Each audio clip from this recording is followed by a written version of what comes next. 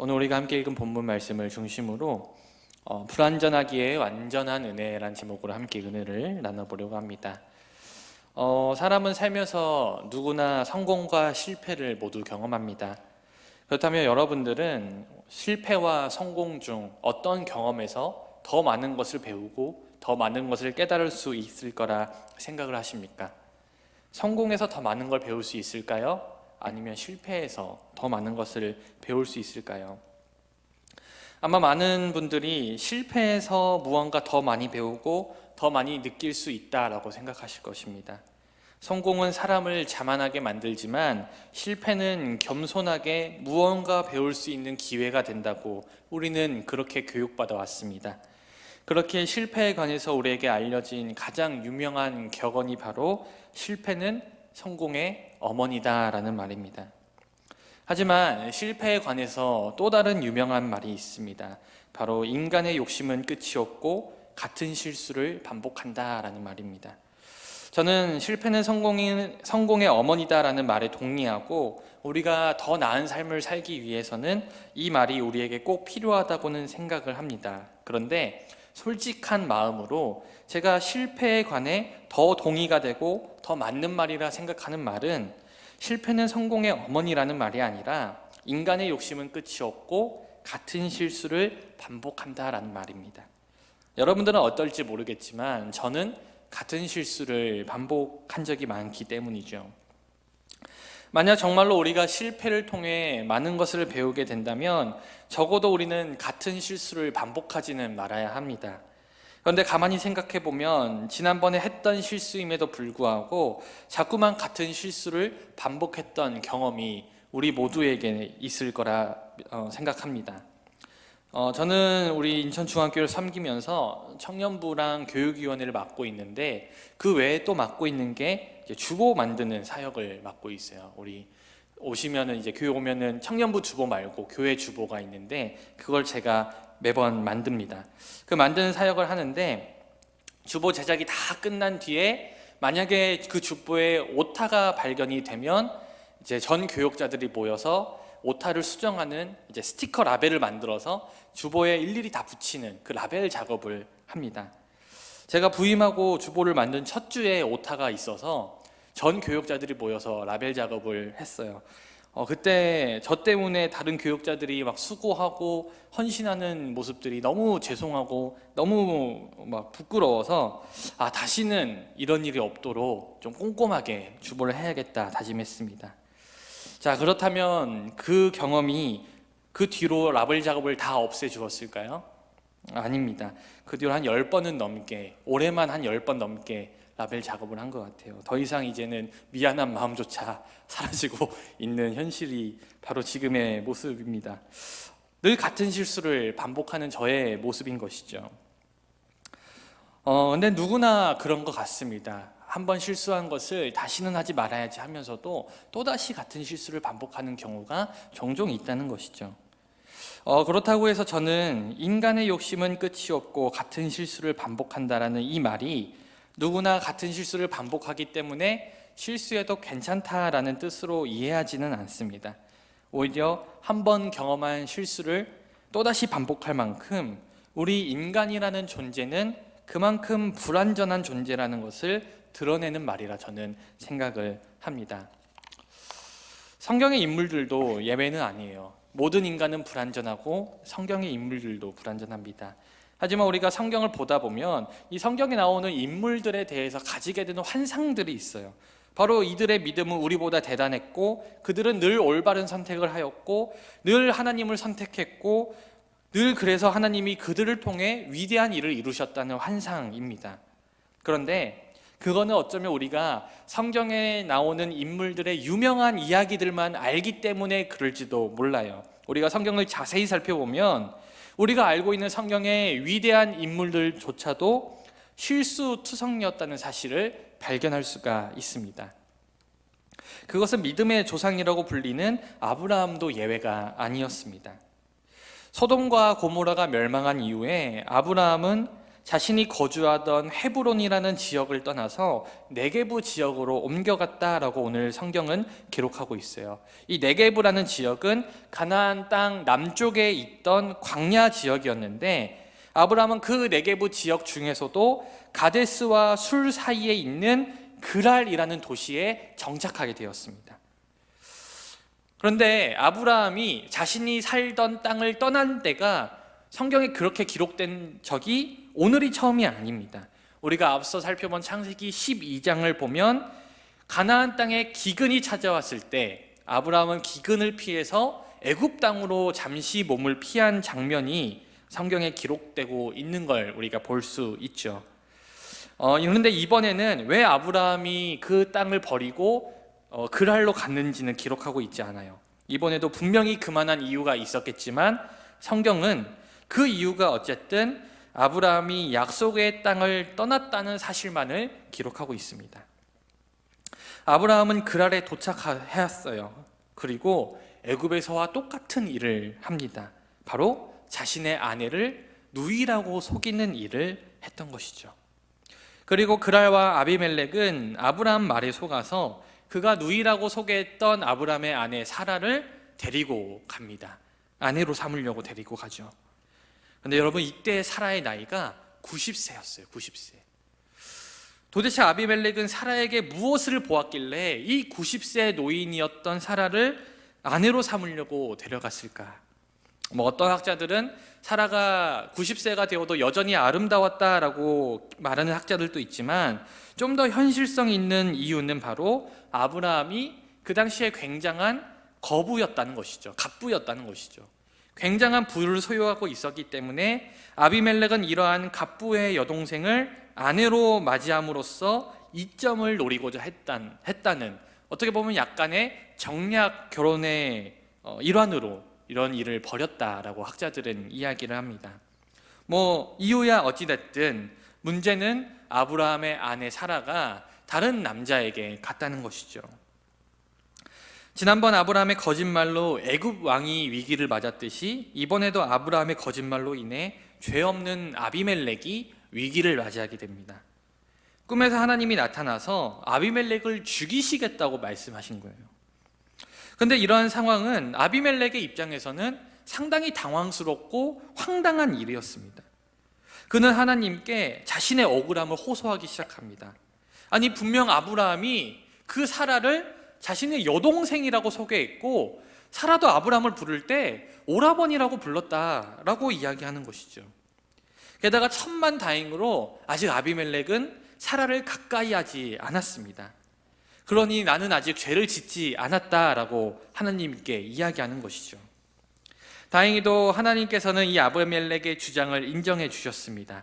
하나님께서 아비멜렉에게 나타나신 것은 정말로 그를 심판하기 위해서가 아니라 바로 그가 억울하게 심판받지 않도록 하기 위해, 그가 죄를 짓지 못하도록 막아주시기 위해 아비멜렉에게 나타나셨던 것이죠. 하지만 하나님께서는 아비멜렉의 범죄를 막아주시는 한편 당장 이 여인을 남편에게 돌려보내지 않으면 죽을 것이라고 경고를 하십니다. 이제 진실을 알았으니까 잘못된 것을 바로잡으라는 하나님의 요구인 것이죠. 꿈에서 하나님의 경고를 들은 아비멜렉은 다음날 아침 일찍 일어나서 종들을 불러놓고 전날 밤 자신이 꿈에서 겪었던 일을 얘기해 주기 시작합니다. 그리고 아비멜렉의 말을 들은 사람들은 모두 두려워 떨었어요. 그런데 오늘 이 아비멜렉의 말을 들은 사람들이 두려워 떨었다라는 말에서 재미있는 사실은, 오늘 우리가 함께 읽은 본문 11절을 보면 아브라함은 그 자신이 거짓말한 이유를 아비멜렉에게 변명하는데, 그 변명의 첫 번째가 뭐냐면, 이곳에는 하나님을 두려움이 없기 때문에 내가 당신에게 거짓말을 했습니다 라고 아브라함이 아비멜렉에게 이야기하고 있다는 것이죠. 아브라함은 이 땅에 하나님을 섬기는 사람이 없어서 하나님을 두려워하는 사람도 없을 것이다 라는 이유로 거짓말을 했다라고 이야기하고 있지만, 오늘 실제로 말씀을 보면 아비멜렉과 그 종들은 하나님을 두려워하고 있습니다.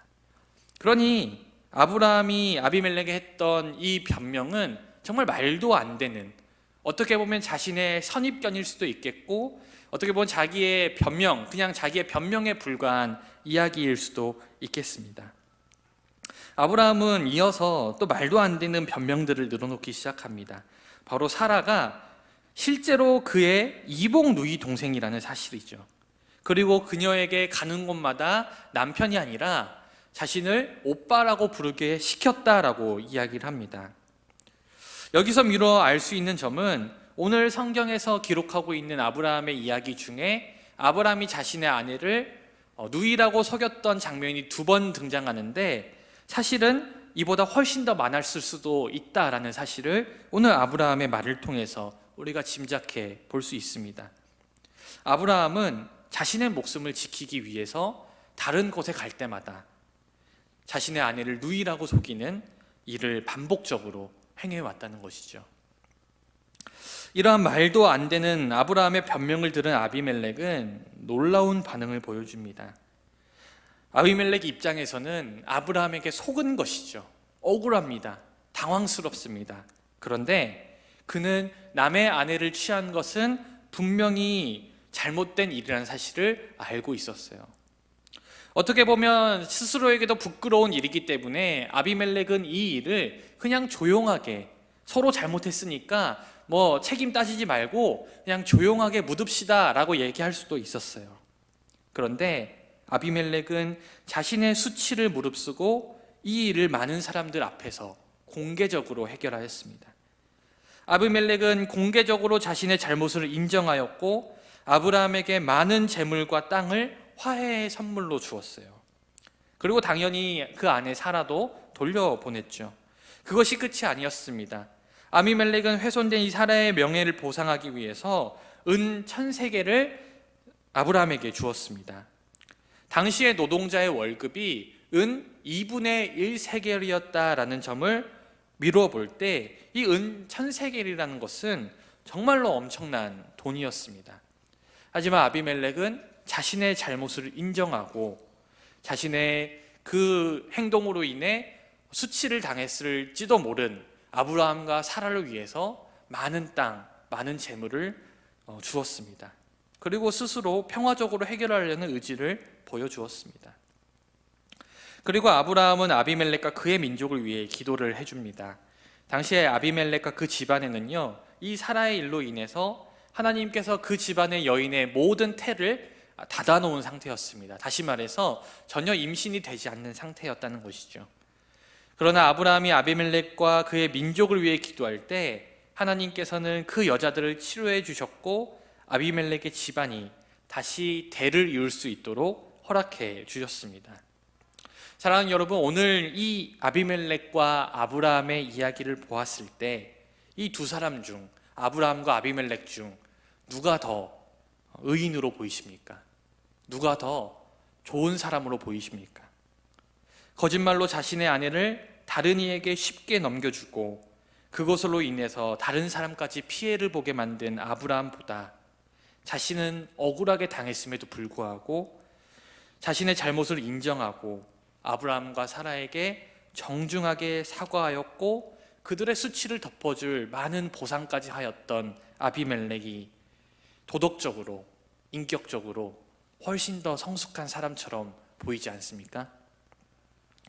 하나님을 믿는다고 말하면서도 자신이 살기 위해서라면 자신의 아내를 누이라고 속이며 다른 이들에게 아내를 넘기는 아브라함, 자신이 살기 위해서라면 다른 이들을 속여서라도 범죄하게 만들었던 아브라함, 그리고 자신의 거짓말이 들통나자 구차한 변명을 늘어놓던 이 아브라함보다 자신은 억울하지만 잘못을 인정하는 아비멜렉의 태도야말로 의인이라 부름받기에 합당한 사람의 모습이 아닙니까?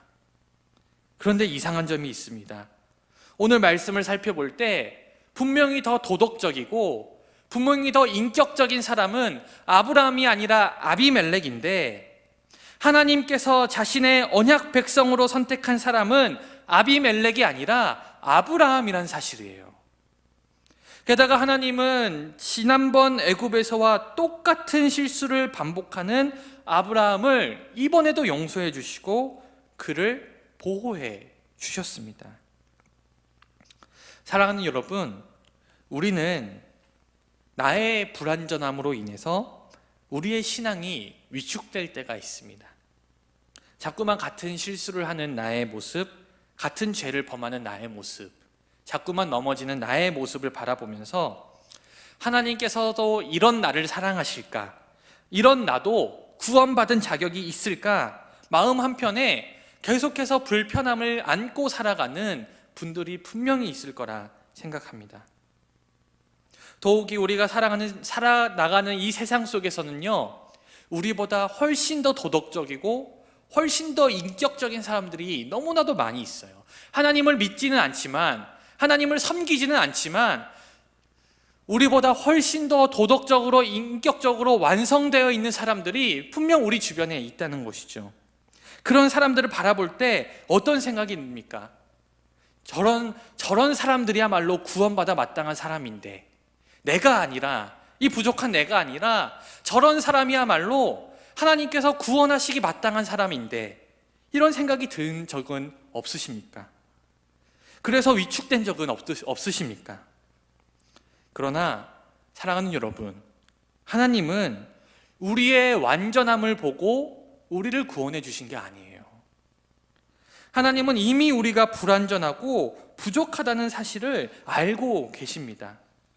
오히려 하나님은 오늘 아브라함처럼 우리가 늘 실수하는 존재라는 것을 다 알고 계시지만 우리를 선택하셨어요. 몰라서 우리를 선택한 게 아니라, 너 이렇게 엉망인 줄 몰랐어, 선택하고 봤더니 엉망이었네, 내가 실수했네, 이런 게 아니라 알면서, 부족한 걸 알면서 저와 여러분들을 선택해 주셨습니다. 왜냐하면 우리를 구원으로 이끄는 것은 불완전한 우리의 모습이 아니라 오히려 불완전한 우리를 선택하셔서 구원으로 이끄시는 완전한 하나님의 은혜이기 때문입니다. 우리는 불완전하지만 하나님의 은혜는 완전하기에 불완전한 우리조차도 구원받을 자격이 있는 사람이 된다는 것이죠. 사랑하는 여러분, 물론 가능하진 않겠지만 만약 여러분들이 완전함으로 우리가 구원에 이르게 된다면, 여러분들의 행동이 완전하게 되어서 구원에 이르게 된다면, 구원에 대한 감격과 감사함을 가지는 사람은 아무도 없을 것입니다. 그것은 내 힘으로 이뤄낸 것이기 때문이에요. 하나님의 도움이 아니라 내가 완전해져서, 내가 완벽해져서 구원에 이르게 된 것이기 때문에 구원에 대한 감격과 감사가 없을 것입니다. 하지만 우리는 알고 있습니다. 바로 우리가 불완전하고 실수투성이 있고 구원받을 자격이 없는 사람이라는 사실을 우리 스스로가 너무나도 잘 알고 있어요. 그러니 우리가 예수 그리스도를 통해 구원에 이르게 되는 그 하나님의 은혜에 진심으로 감사할 수 있는 이유는 바로 여러분들의 그 불완전함 때문입니다. 우리의 불완전함을 내가 알면 알수록, 내가 얼마나 엉망이고 내가 얼마나 죄로 점철되어 있는 사람이고 내가 얼마나 정말 바라볼 게 없는 그런 사람이라는 사실을 알면 알수록 우리가 깨닫게 되는 것은 나를 구원해 주신 그 하나님의 은혜가 얼마나 완전한 것인지, 얼마나 큰 은혜인지 바로 그것을 깨닫게 됩니다. 사랑하는 여러분, 혹시 여러분들 가운데 여러분들의 불완전한 모습으로 인해서 구원의 확신이 없으신 분이 있으십니까? 당연합니다. 나의 모습을 바라보면요, 구원받을 자격이 없는 사람이기 때문이에요. 만약 여러분들 가운데 나의 모습을 봤을 때 나 구원받기 합당한 사람이야, 그런 생각을 하고 계신 분들이 오히려 위험한 사람입니다. 여러분들이 스스로를 돌아봤을 때 하나님께서 이런 나도 구원해 주신다고? 이런 생각이 들어야 정상이에요. 이상한 게 아닙니다. 그런데 오늘 반복되는 아브라함의 실수에도 불구하고 그 불완전한 아브라함을 선택하시고 그를 끝까지 지키시고 끝까지 보호해 주신 하나님의 완전한 은혜를 생각해 본다면, 이런 나조차도 하나님의 완전한 은혜를 힘입는다면 구원에 이를 수 있다는 확신을 가지게 될 것이라 저는 믿습니다. 사랑하는 여러분, 구원의 확신이 들지 않을 때 여러분들의 모습을 바라보시지 말기 바랍니다. 여러분들의 모습을 바라볼 게 아니라 십자가를 바라봐야 하는 거예요. 여러분들을 바라봐야 되는 게 아니라 예수님을 바라봐야 되는 거예요. 나를 위해 아들까지도 주신 그 하나님의 사랑을 바라봐야 합니다. 그걸 바라본다면, 나를 위해 아들까지도 내어주신 그 하나님의 역사를 바라본다면, 우리는 나의 부족한 모습에도 불구하고 이런 나조차도 구원해 주신 그 완전한 하나님의 은혜를 깨닫게 될 줄 믿습니다. 사랑하는 여러분, 부디 그 하나님의 완전하신 은혜를 붙잡고 날마다 신앙생활 속에서 힘과 능력을 얻어 나가시기를, 그리고 그 힘으로 말미암아 점차 완전함을 추구해 나가시기를 주님의 이름으로 간절히 축원드립니다.